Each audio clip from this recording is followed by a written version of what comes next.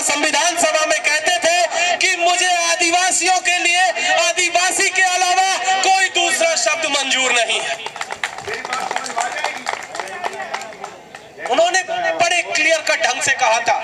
हमें कुछ लोग आज की तारीख में बनवासी कह रहे हैं, उनका एक एजेंडा है, उनकी अपनी एक राजनीति है। वो बनवासी क्यों कह रहे हैं इसलिए भी समझना जरूरी है। वो बनवासी कह करके काम क्या कर रहे हैं कि वो हमारे बीच में फूट डालने की कोशिश कर रहे हैं। वो क्लियर कट कह रहे हैं कि जो जंगलों में रह रहा है वही सिर्फ आदिवासी है, बाकी मैदानी इलाकों में या जहां जंगल नहीं है या दिल्ली में या रांची में या जयपुर में या अहमदाबाद में जो लोग रहते हैं वो आदिवासी नहीं है। यही वो फूट डालने की कोशिश कर रहे हैं और यहीं से वो हमारी लड़ाई को कमजोर करने की कोशिश कर रहे हैं। इसलिए हमें ये समझने की जरूरत है कि साथी, हम बनवासी नहीं हैं, हम सिर्फ और सिर्फ आदिवासी हैं।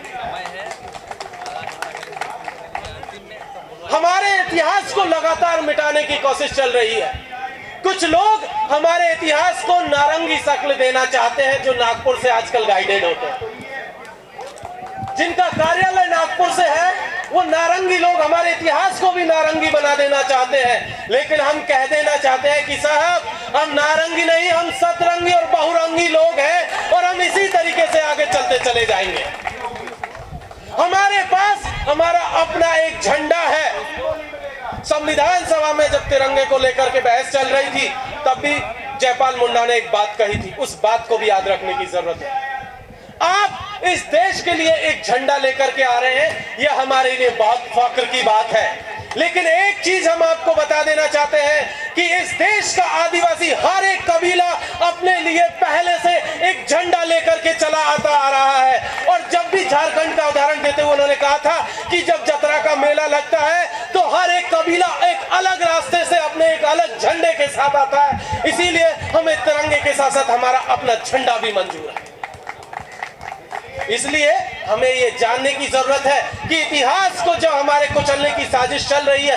कुछ लोग कहते हैं कि अंग्रेजी हुकूमत के खिलाफ ये जो बगावत है ये 1857 में जो है मंगल पांडे ने शुरू की थी। तो साहब, हम बता दें कि हमारे पुरखा तिलका मांझी भागलपुर में 18वीं सदी में ही अंग्रेजी हुकूमत के खिलाफ बगावत का झंडा बुलंद किए थे और उस समय के भागलपुर कलेक्टर को तीरों से मार के गिरा दिया था। हमारा इतिहास बाबा तिलका मांझी से शुरू होता है। हमारा इतिहास टंट्या भील से शुरू होता है। हमारा इतिहास बिरसा मुंडा से शुरू होता है। हमारा इतिहास कोमरम भीम से शुरू होता है। हमारा इतिहास बाबूराव सेठमाके से शुरू होता है। जो लोग हमारे इतिहास को नारंगी शक्ल देने की कोशिश कर रहे हैं, हमारे इतिहास को तोड़ देने की कोशिश कर रहे हैं, उन्हें बता देना चाहते हैं कि हमारी बुनियाद इतनी कमजोर नहीं है कि तुम्हारे नारंगी जो हमले हैं उससे हिल जाएगी। हमारी बुनियाद में तिलका मांझी है, हमारी बुनियाद में बाबा टंट्या मामा है, हमारी बुनियाद में कोमरम भीम और बाबूराव सेठमाके और तमाम लोग हैं। हमारी बुनियाद को आप हिला नहीं पाओगे। जब आप हमारी बुनियाद नहीं हिला पाए तो हमारा वजूद वर्तमान भी नहीं हिला पाओगे। आप चाहकर भी हमारा धर्म कोड हमसे छीन नहीं पाओगे। हम आज 500 की तादाद में यहाँ पर हैं, अगली दफा 5000 की तादाद में होंगे और उससे अगली दफा 5 लाख की तादाद में होंगे। और जब तक हमें अपना वजूद, हमारा हक और हुकूक नहीं मिल जाता है तब तक इसी तरीके से इस जंतर मंतर पर इसी तरीके से आते रहेंगे।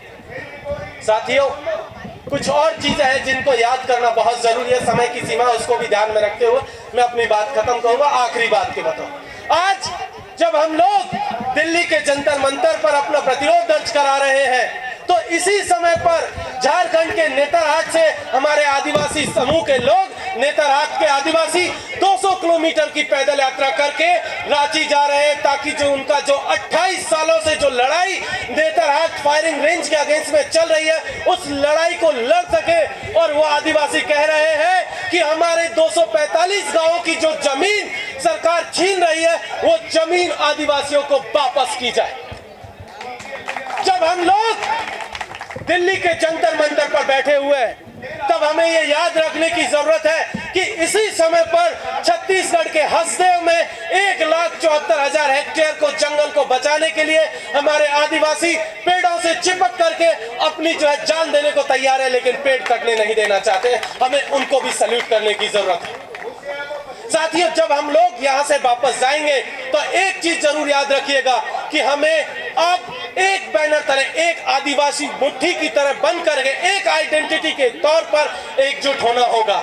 जब तक हम इसी तरीके से बिखरे रहेंगे, इसी तरीके से हमारे ऊपर ये लोग हमला करते रहेंगे, हमें वापस एकजुट होने की जरूरत है, एक छत्र के नीचे आने की जरूरत है और आदिवासी एकता को बुलंद करने की जरूरत है। बहुत बहुत शुक्रिया। इंकलाब जिंदाबाद। जय भीम। जोहार। हुल जोहार। साथियों, बहुत सारे लोग हमसे पूछते हैं, हमसे कहते हैं कि भाई आप ये लड़ाई क्यों लड़ रहे हैं, क्या दिक्कत है आपको? आप हिंदू बन जाइए, मुसलमान बन जाइए, आप सिख बन जाइए, बौद्ध बन जाइए, जैन बन जाइए, क्या दिक्कत है? वो सवाल पूछते हैं। तो उनके लिए यहाँ से एक जवाब है, क्यों बन जाए? हम ये जो आप सैलाब देख रहे हो, ये किसका देख रहे हो? और आदिवासी तो शुरू से जागे हुए थे।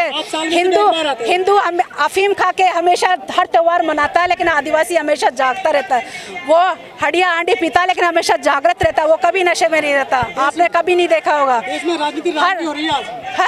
राजनीति हो रही है। वो राजनीति हो रही है सत्ता पाने के लिए और हिंसा फैलाने के लिए। बाकी राम तो पहले भी थे। उसी राम को पनाह देने वाले ये आदिवासी हैं। जब आपके राम को उनके बाप दादाओं ने घर से निकाल दिया था, तो इन्हीं लोगों ने पनाह दी थी, इन्हीं के जंगलों में जाके वो बसे थे। उसी शबरी ने उनको बेर खिलाकर बचाया था, भूखे राम को बेर खिलाकर बचाया था। सोचिए तो दादी कौन हुआ? वो महिला जो जंगल से बेर इकट्ठे करके, आपको पता है बेर कैसे तोड़े जाते हैं, कैसे इकट्ठे? एक बेर नहीं तोड़ सकते आप उस झाड़ से, लेकिन उस महिला ने बेर चक के उसको खिलाए हैं। आप सोचिए, आज आधुनिक युग में रह रहे हैं, आप बड़े हैं या आपके छोटे भाई हैं, तो सोचिए आप अपने भाइयों के कंधों पे बैठ के चलेंगे क्या? तो वो राम कैसे चले थे? वो क्या विकलांग थे? सोचिए, उस कहानी को सोचिए। आपकी माँ, बहन, बेटी है, वो प्रेग्नेंट हो जाए उसके पति के द्वारा, वो घर से निकाल दी जाए, अग्नि परीक्षा ली जाए और उसको मतलब कोई खोज खबर ना लेकर जंगल में छोड़ दिया जाए, तो फिर भी आप उसी को इस तरीके से माने? भगवान कौन से हैं? मेरे भगवान ये नेचर है जो हमें ऑक्सीजन दे रही है, पानी दे रही है, खाने को दे रही है, रहने को दे रही है, और जब हम मर जाएंगे तभी यही अपनी आगोश में सारी चीजें देश में। वो कौन दे रहा है? वो राम के भक्ति दे रहे हैं ठेके पे। ठेके पे देने वाले ठेकेदार कौन है? वो राम भक्ति है, जो राम भक्ति और राष्ट्रभक्ति के नाम पे पूरे देश को बेच चुके हैं। बैंक बेच चुके, रेलवे बेच चुके, सारे शिक्षण संस्थान बेच चुके, और अब तो आधुनिक शिक्षा नीति जो ला रहे हैं उसमें ये शिक्षा नीति भी बिक गई है। 60% प्राइवेट जाएगी और 40% ये मीडिया के थ्रू होगी। तो सोचिए कितने लोग ले पाएंगे उस एजुकेशन को।